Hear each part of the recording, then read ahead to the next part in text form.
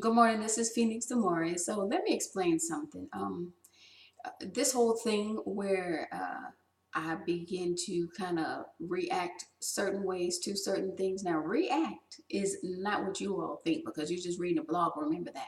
Okay, this is what I've tried to school people on many a times when I said reading is me just putting it out there, right? So I'm telling you right now, these are all boom, boom, boom, boom, boom, the things that I saw. But if you don't sometimes put it on, write it somewhere, what it is that you saw, you lose actually the raw necessities of analyzing or trying to figure this situation out to really help. See, that's the thing. See, you got too many people right now wondering who has what agenda. Okay, so that's the first thing I noticed in all this is people trying to ask certain questions, trying to figure out agenda and all that kind of stuff. Understand one thing, okay, and I'm explaining this just so people know how I think very clearly, actually.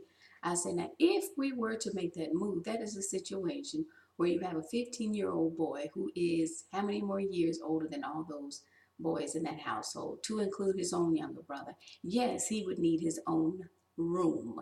That's the thing. So I'm looking at it like if I'm going to move, because it's a lot of work to help with those two nephews and niece, it's like they forget sometimes. I'm like, no, this is not something that's just a convenience or would be just a convenience for me. Okay, we already had a thing with the phone. Let's keep it real where that, oh, she trying to manipulate to get X a phone. No, it was a situation where I was trying to teach my younger sister independence. But since mofos can't get out of their mindset about who has what agenda, you have to leave that whole situation there for a little bit. So it's not that I plan on getting completely quiet on family and not speaking to them for months. When I say quiet, don't talk to me about that anymore. Because the one thing that I've learned with them, there is an ugly projection that does not stop in our family. If I say, don't sit there and make it like I'm the mean aunt, understand when I say they're acting better because I'm there. Some of that is also feeling protected. You don't need to misinterpret it like, oh, we got this fear figure in the household. No, some of that is the kids. You don't know what the conversation is I had with my nephew, where he said, I think you could help change us. So that's not a fear, that's a respect from that boy. Like, I think you could really help us out here, and him saying, I want to change. Okay, so here I am having these heart-to-heart discussions with these kids that clearly already have a trust towards me. Think about it. And then you have the adults trying to make it like this fear-based thing, and they can't hear me when I'm like, stop doing that, because it's funny.